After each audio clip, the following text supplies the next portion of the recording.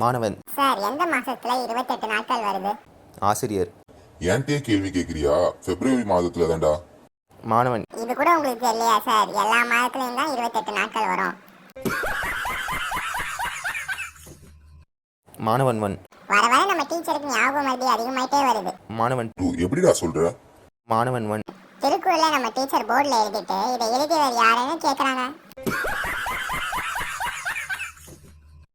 வணிகவியல் பேராசிரியர். வணிகத்தை தொடங்குவதற்கு நிதி மிக முக்கியமான மூலம்.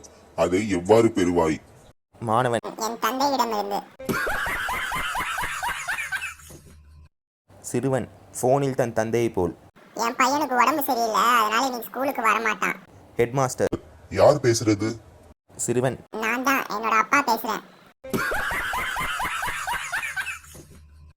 மாணவன். சார் நான் பரீட்சை எழுதுறப்ப இவனை பார்த்து தான் எழுதினேன்.